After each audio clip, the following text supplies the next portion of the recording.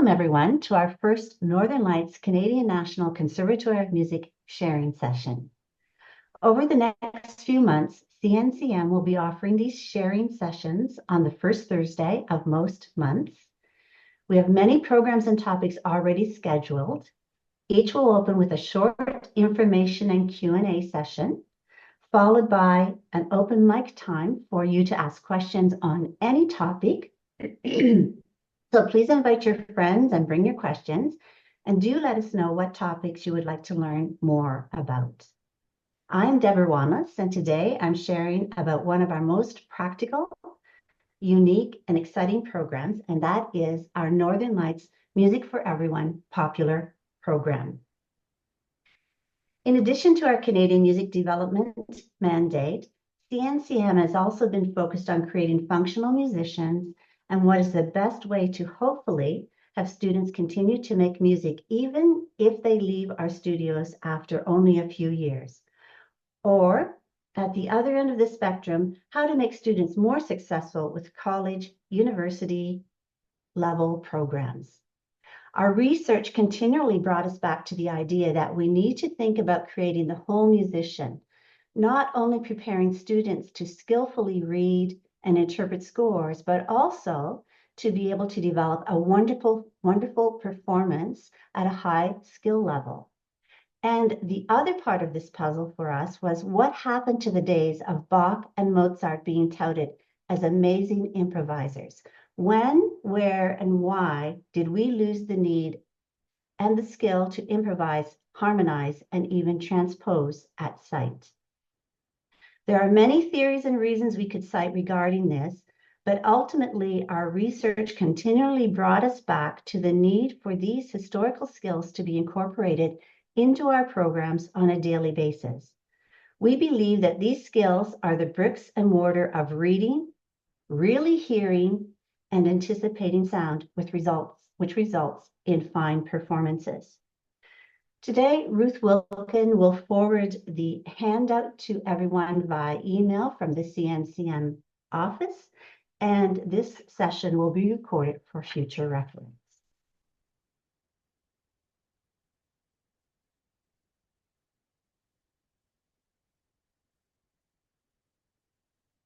Northern Lights Canadian National Conservatory of Music, popular Music for Everyone popular program, was created to provide students, teachers, and parents with an opportunity to share a testing program. Lois, if you could just move to, thank you. And one more, share a testing experience in a casual manner because students, teacher, and parents are in attendance at these sessions, to develop a functional skill such as collaborative music making, improvisation, transposition, harmonization, and of course, performance. To goal set and prepare for an assessment in a shorter period of time, allowing for greater focus on a smaller number of requirements, and in a world where exams are often frowned upon and even avoided in some cases, the Northern Lights Music for Everyone popular examinations are appreciated as an attainable, manageable, and user-friendly goal. They were developed to offer busy students, adult students, aspiring church musicians, community music makers, and students who might be reluctant to become involved with examinations, a chance to really shine. And to use the term popular for whatever style is popular with this student, and that may be pop, rock, jazz, hymns, or folk music. It really is up to the student. They can choose whatever they want. However, the level must meet the national standard of all Canadian music conservatories. And to mix and match this exciting program with all other Canadian conservatories, parents really appreciate the opportunity to attend and experience a skill set that they may not have had the opportunity to develop. The Northern Lights Music for Everyone popular examination is truly for everyone, And it doesn't require teachers to move from one school to another entirely, but something they can use in conjunction with all schools in Canada. So how this program works, we're going to use the information from our syllabus, which is a free download at cncm.ca. On page 13, it gives you the outline, and we'll just walk through what the requirements are for this particular program. We begin with the student prepares a performance and has improvisational skills that they're going to develop. So that we hope that it's the whole pie here. And they're tested in 5 areas. The first area being performance. 2 piano solos are to be prepared, and they are at the designated level. So grade 1 across the board in Canada is very similar at all conservatories. So a grade 1 performance requires grade 1 level pieces. One of the solos must be Canadian. Memory is recommended, but not required. The first solo is own choice Canadian work or an original composition written by the student requiring pre-approval from the registrar office. And that's to ensure that the composition itself has been written at the assigned level. So if a student writes a grade 4 piece, is taking a grade 4 exam, that will be the requirement of this individual original piece. I think you could go to, yes, can you go to the next frame? Thank you. Repertoire 2, the second choice is own choice, and this will be performed with an electronic accompaniment, CD, MIDI. Most kids are doing this right off their phone, of course, these days. And this work develops, of course, collaborative music making, which is very important. It also may be the Canadian work. So the Canadian work can be either of the 2 solos. One must be Canadian. But in fact, both works could be Canadian. And we're looking for these to have contrasting style, tempo, meter, and key. The third area of testing is lead line or lead sheet. So these are not done at site at this exam. The child actually prepares a work based on a lead line. So they're realizing this lead sheet. Teachers may prepare the lead lines for the students, providing the work is in public domain. For example, folk songs, they don't have to be published. They can be just public domain written out by the teacher. We're looking for specific keys and chord structure, which is all mapped out within the syllabus at each level. It tells you the key and which chords, how they might use them as well. Students are gradually required to repeat the lead sheet with a varied accompaniment, and this begins at the Hanson, H, or grade 4 level. So I just want to pause for a moment to tell you about these designations. The Music for Everyone was designed to be designated and celebrate Canadian composers, in this case, Joan Hanson from the West Coast. You can refer to it as the Hanson level, which some kids get really excited about, or the H level, or the grade 4 level, depending on how your student feels about exams. As soon as some kids hear grade, they're really stressed out. And so you have an option here as to how you want to approach this. So in this way, when they repeat this, they play it with one realization, which might be block chords or just simple accompaniment. And they repeat their lead sheet immediately following with a varied accompaniment. And this begins at grade 4. By grade 6, the next level, the students prepare 2 contrasting lead sheets. Same thing though, they repeat them once again. The keys are given and the chord structure is available. And finally, all downloaded lead sheets must be supported by proper documentation, meaning if it's public domain, that's identified. If it's a free download, you need to identify that. However, it cannot be a copyrighted free download. There has to be careful consideration as to what's been posted on the internet.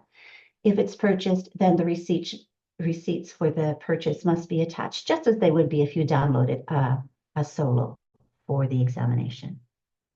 The fourth area of testing is improvisation. Once again, it is pre-prepared. So the student has developed this as designated by each level. And what happens is they bring in identification of what their improvisation is going to be about. Not a written out version, but to be able to discuss with the examiner what they're going to do with the information they bring to you. And we'll look at some examples here as well.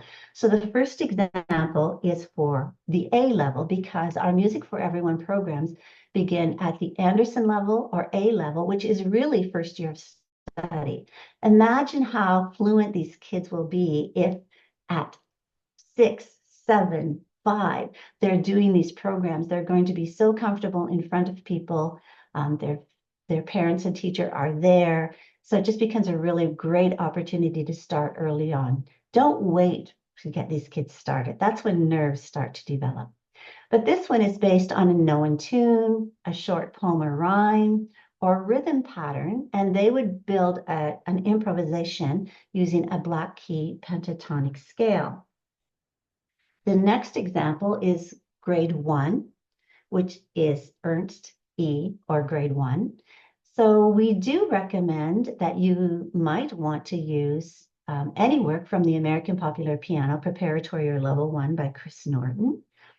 Or at that stage, you could also do any piano solo, which includes an improvisational section. So in the Northern Lights books and in lots of pieces, Lynette Zawoski has some of these where there's a space within the music that the children actually improvise. Or they could come in with a given bass line that they show you and they improvise over that. Alberti bass is a great place to have students improvise on something that they have to learn at some point, and grade 1 might be a place that they would be starting that. And finally, the more advanced a student is with improvisation, they could do things like bring in a given chord progression, and then they're going to improvise on that. So they would pass through it like a ground bass several times. They might actually have a piece of music, a simple piece of music that they bring in, and they're going to improvise on that entire piece of music. Or it can be more structured, as we've just discussed at the lower levels.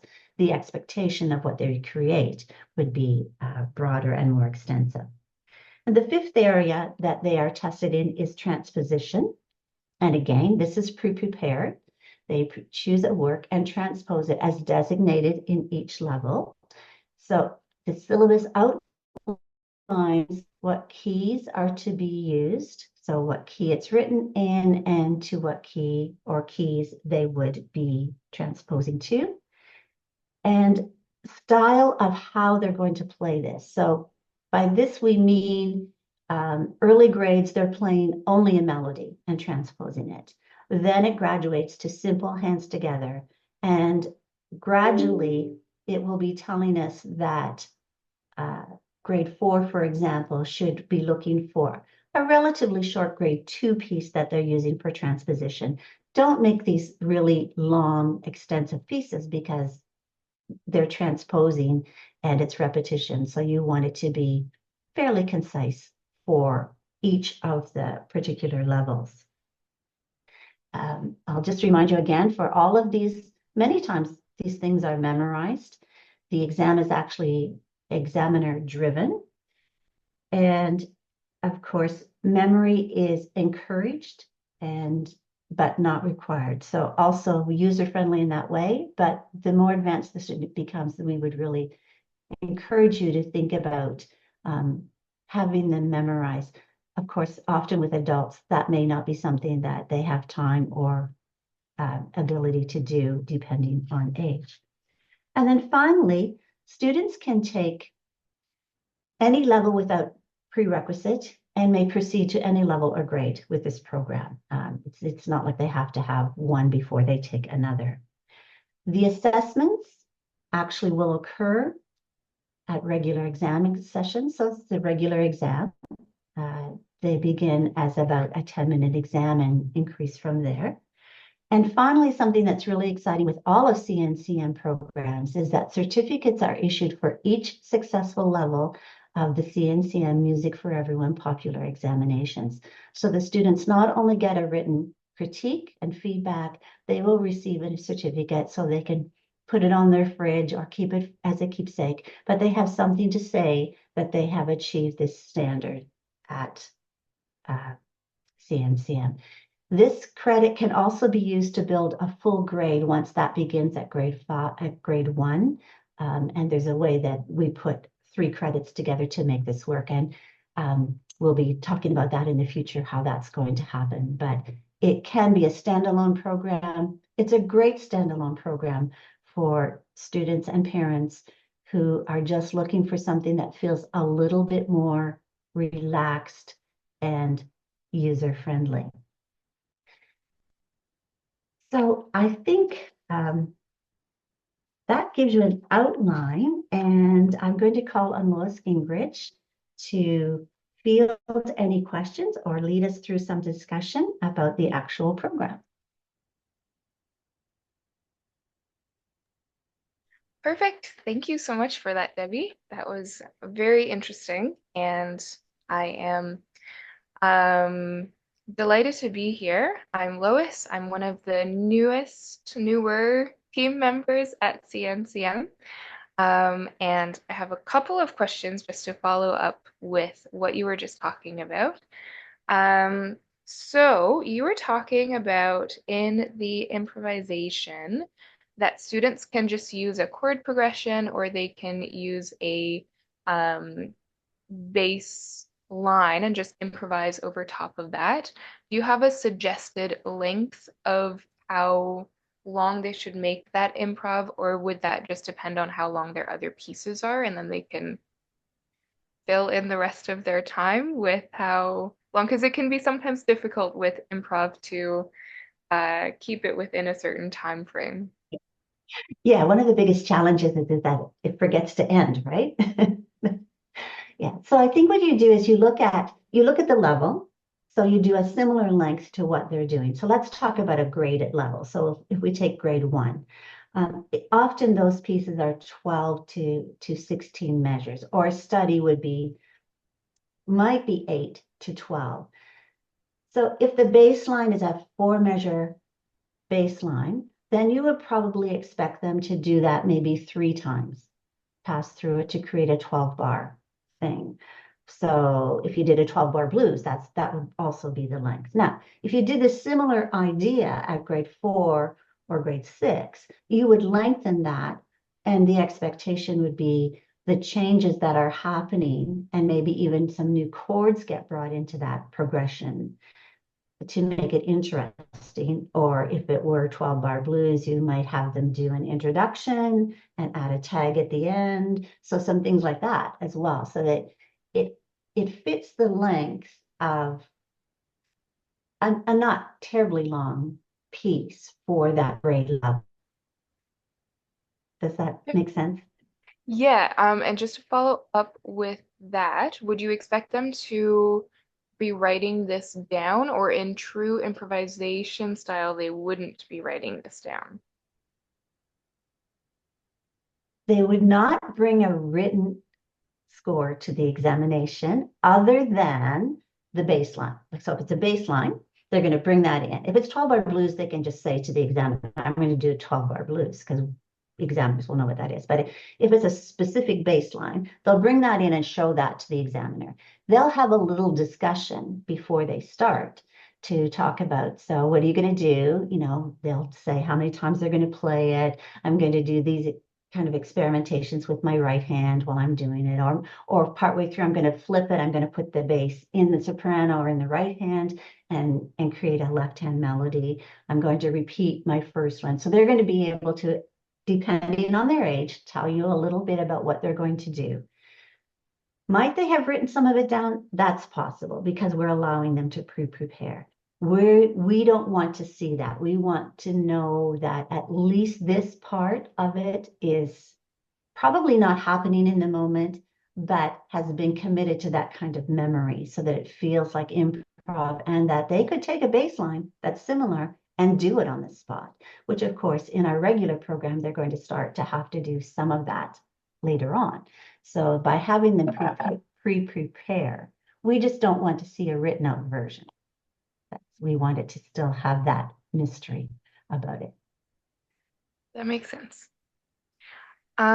You had also said that for the transposition, there are a couple of keys. I think I was just looking over the syllabus really quickly, and there are a couple of keys that the student could transpose their little piece into.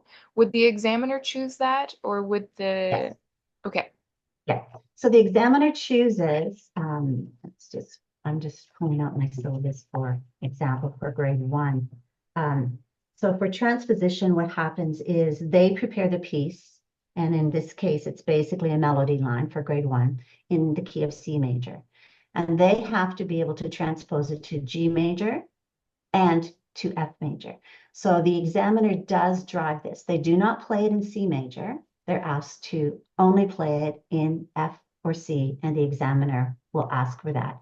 And the reason the examiner asks for that, even though they're pre-prepared, then if the order happens to get switched, we know that they really are understanding the transposition, that it's not just mechanical or tactile memory, that they actually know, okay, yeah, this is what I do when I play it in F major, this is what I do in G major. I don't know which one they're going to ask for. I don't get to play it in C to get it under my fingers before I start. So Yeah. Okay. Um, if we are doing the lead line, does the level of that lead line matter? Do you just kind of use your own judgment to be like, this seems to be appropriate for a grade 1, and as long as you use the chords that are required for that grade, like that's pretty much fine? yes, and so in fact, what could happen is you could use a lead sheet um, at several different levels. The chord requirement and what they do with it is going to change. So we can have a piece that could just use 1, 4, 5, but if a grade 6 person or a grade 7 person is using it, they might be adding like a 2 and a 5, 7 and things like that. And of course, the expectation of how they do it, because at those next levels, starting at grade 6, they're going to have 2 different ones. At grade 4, when they're doing the repeat, they have to expand on the actual accompaniment style. So you can have the same lead sheet for a number of grades, but the expectation of what they do and the requirement are different. That makes sense. Thank you. You had said for the the improvisation, that there would be a bit of a discussion with the examiner kind of about what is going to be happening. Um, is there that discussion before each part of it, so the students aren't really giving a formal introduction of the pieces? They're just kind of talking with the examiner and telling them, I'm playing this piece now, because I believe the parents and the teacher can sit in. So just for their benefit, is the student giving an introduction, or how does that Uh, work? the student is not required to do that. And certainly if they introduce it, it would only be saying the title of the piece. And yeah, so before the exam starts, the whole thing, that's when they'll also have their short discussion about the improvisation, because teacher's getting it in order, or the examiner's getting everything in order, the order the student wants to do it. So that can vary as well with this particular one. But they don't do a written program like they do with our recital exams, and they do not do an introduction other than if they want to announce what piece they're playing, that's fine. There's no clapping, no applause in this exam.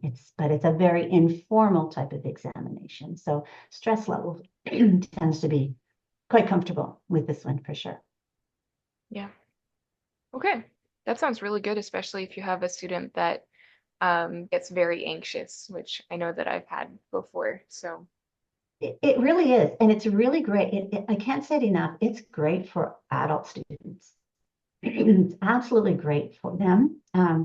Lots of our adult students want to learn to play by ear, be able to play, sound great easily and quickly. And this is an opportunity for them to do that.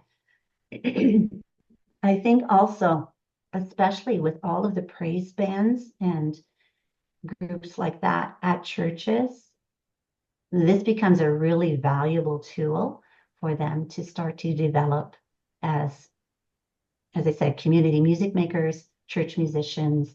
And it's just so much fun for teens to sit down and play pop tunes. They can pick out the tune, but what do they do with it? That's always the challenge. But kids who've done this program um, can really expand that skill very, very quickly and really have fun and impress their friends. I mean, we know that their friends will be impressed by anything that they play, but the reality is, if it's something they know, that's going to be even more impressive to your peers because there's a connection, a greater connection. mm. And how cool you look in front of them just kind of goes up, which is always a bonus, especially for teenagers. Exactly. It doesn't hurt at all. Yeah.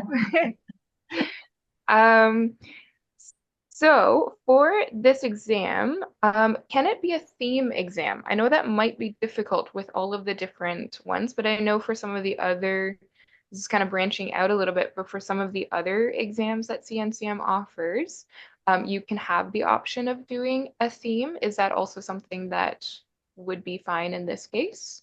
Yeah, we've never said that it could be, but we've never said that it can't be either. So the only challenge is that, and even with all of our exams, because everything is own choice, it certainly could be a theme. There isn't any reason that it couldn't be.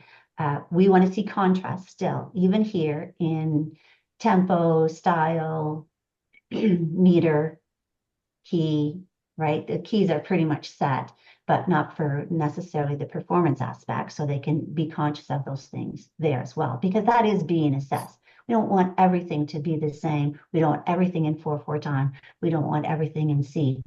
But beyond that, they're pretty free to do what they want here.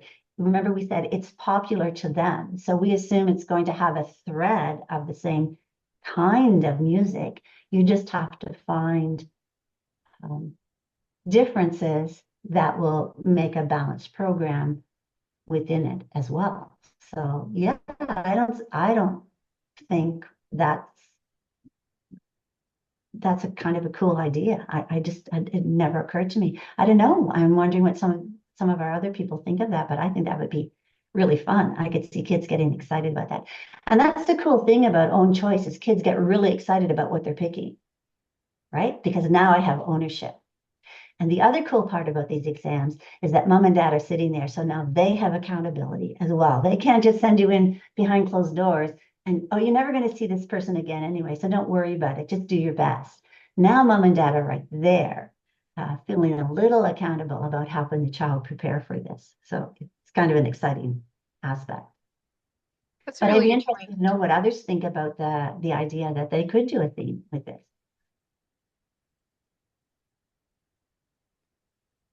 I think it's a good idea.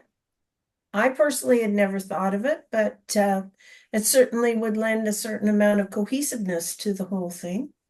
Yeah. Um, and I think it would prepare them for if they're going to do any other exams, to think broader about applying it to those areas too. I Yeah. think it's great. Yeah. It's a cool It idea, it though. it brings some challenges actually to finding the right material that connects. So in some ways, it adds a dimension of difficulty to it, I think. Yeah. Yeah, I think it's a cool idea.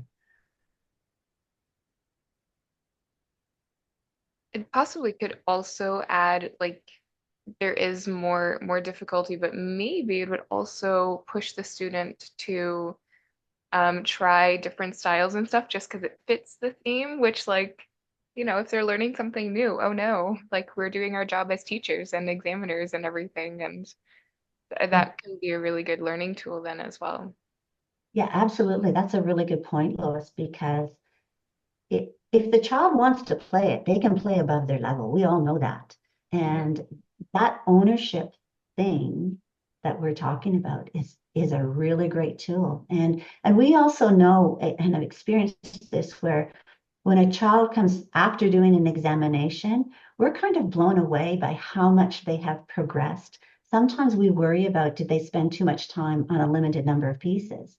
But it's one of the few times that they bring them to a level that's higher than ever before. And when you come through the other side of it, you're very impressed by what they have actually accomplished and gained and achieved. I think for me, it feels like a deeper learning than at any other time because, yeah, that's good enough. I'm going to move on, right? But this time it doesn't happen that way. And yeah, being able to choose things, even if they're a little out of their reach. This motivates, just a motivational tool. Oh, Good point. absolutely. Mhm. So I have one comment just about this part of the program. Um, it really drives a connection to theory. And a lot of teaching happens in many communities where theory is something that's not always touched, it's not part of the regular lesson. This makes a very strong connection, between technique, as in triads and that, but it pulls in the theoretical aspect. And I think that's a great advantage. Yeah, I agree with that too. It really makes a difference in, again, Well, their understanding and their deepens the learning, right? well, we're back to our whole idea that CNCM, we're driven to be holistic. And this is speaks to that mandate that we have. I think applied theory is one of the best ways to learn because otherwise it can feel so separate. Yeah. And you're like, I don't know why I'm learning all of these formulas and things. I don't understand what this adds to my life. But then if you have something like these exams that you can really just use them, it, yeah, Well, creates more meaning for what you're learning. that's such a strong stepping stone to analysis in higher grades and memorization that we're not just leaning on a tactile thing. There's a firm understanding of a process, and it just spreads into so many other things. Well, and when we learn about chord progressions, um, we're talking about cadences in our written theory. When we're doing improvisation of melodies at the keyboard, we're developing melodic writing in our theory. So if you think about how much easier the theory would feel to those students if they have experienced it from a physical, audio, even visual aspect before they have to write it down. And in the order of learning, reading and writing are the very last things. But yet often it's the first time we introduce it in theory. So of course it's challenging. Of course it feels boring. But if you've done all of these other skill sets, develop those coming through, suddenly it's like, oh, I know how to do this. It's just a few tweaks and off they go. And it's like you're saying, Noreen, it's that whole progressiveness, the whole process of learning how to get from A to B. And and you're right, CNCM's philosophy has always been about a holistic program. Well, and I think the other thing it triggers is developing that inner hearing. So when they are at a point where they're writing it down, they're already developed that inner hearing, which is so crucial. Absolutely. Amazing. Okay, I have one last question, which has actually a lot of questions contained in it. So, for I think it was the first or the second repertoire piece, you're supposed to have an electronic backing to play along with, which is a really cool way of building ensemble playing skills. So would these pieces be written with electronic accompaniment? Are there is there repertoire that has that, like a CD or something? Or could it be just a generic like YouTube recording of a backing track or like um a beat, like a drum kind of four measure drum kit that just loops? Are all of those options? Like kind of what were you looking for Yeah, there? I'm glad you brought that up because that's a really important one to talk about. Generally, you'd be looking for something that is already prepared. So we know that method books have backing tracks. So for younger students, there's quite a few levels that you can go through to find those backing tracks. But there are lots of downloadable ones as well from various sites. Some material will come and tell you whether it has a backing track or not. So that becomes an internet search. We have lists of things that we can share where we know you can find those at certain levels. We do have students who like to prepare their own or teachers who like to prepare their own. So the goal here, the things that I would say they need to think about is that it still needs to match the tempo marking. The danger and the risk of creating your own is that you choose your own tempo marking, which is fine if it falls within the catch basin of, say, if you're a 104 for the quarter note, you should not be playing it at 72 and expect to get the same mark. So, but that doesn't mean it has to be exactly 104. It has to be within definitely you want a drum groove, but it can't be just a drum groove. So it can be a looping one, but it should have other instruments added. It shouldn't be just a piano interpretation of that particular piece. And that becomes more important the older the student gets. So it would be possible if a teacher has the capabilities to record from a method book for a little person, the duet that might be added, add a drum groove to that, and then also add little tweaks, little other layers of instruments just to give it a little bit of instrumentation in the event that there isn't already a backing track for the method book. But there are ways that you can bring that in and create your own. We just expect it to be a little bit more than just a drum groove. So Okay, so if we have any like budding music arrangers that love arrangers, to be working away on their computers, then they could create something pretty exactly. cool. Yeah, yeah, yeah. Some of them come up with some really great things. Mhm. They Which is still need also a guidance. way, yeah, of including kind of the fascination with electronic music and stuff like that right now. Correct. Yes. Yeah. Yeah, cool. All right, those are all of the questions that I have. Does anyone else have any questions about the popular uh, exam or popular program exams in general before we go on to kind of an open mic for questions? Perfect. All right, so we will wrap up that part of the session. And we're going to start to just kind of open it up to any other questions that people might have in general about anything, any programs that CNCM offers or anything. If anyone has questions, you can either pop them in the chat and we'll make sure that that gets read, or you can raise your hand, either physically or you can go into the reactions and pick the raise hand function.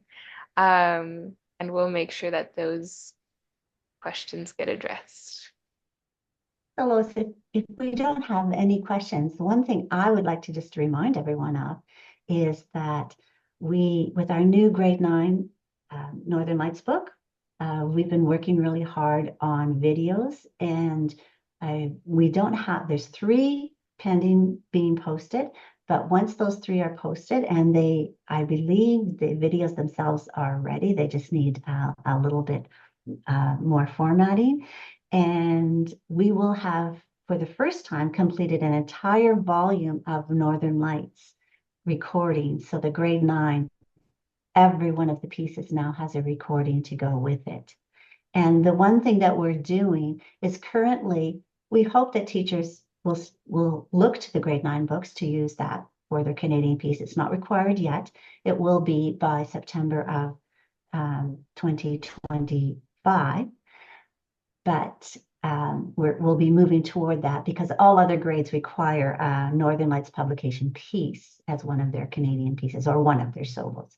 So just wanted to make sure everyone knew that that's now available. So very exciting to have them at that level, I think. And thank you, Lois. Lois also contributed one of those. So you might want to check hers out. She recorded the Nancy Telford piece from the grade 9 book. So thank you for that, Lois. It was a lot of fun to prepare that actually. And it's such a good tool to have those videos available because I don't know about the other teachers in the group, but to sight read grade 9 pieces in a lesson is a little stressful. So to just have that resource to direct them to is very helpful. And I think the really cool part about it is you actually get to work with the living composers so we now have archival information on what their thoughts were about this performance as well. So that's a pretty exciting tool to be sharing with everyone. Yeah, my word for that with the student was it was authentic because of that dialogue between the two. So sometimes there's things we might see in a score that we go, I wonder really what the intention was, but it gives us something that feels more reliable. Yeah, I like that comment. That's excellent.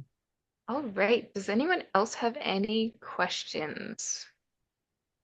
Either following up on the popular program exams or any of the other CNCM programs?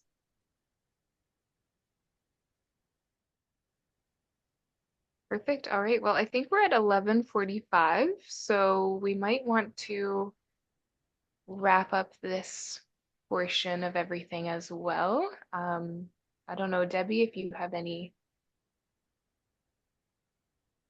Yes, there will be a session recording. I think that will be going up on YouTube that you will be able to access, and Ruth will probably be sending those out in the emails as well. Yeah, I'll be following up after this session, sending sort of next steps, where we're headed, how to access the recording, and then of course we're always open to even later follow-up questions that people might have. So if anyone has questions from watching the recording, then just let us know and we'll chase that down for you. Perfect. All right. Thank you, Ruth. And thank you everyone who came. And thank you for your presentation, Debbie. That was really interesting. And I look forward to using some of these tools in my own teaching for my students for sure. Thanks, everyone. Bye.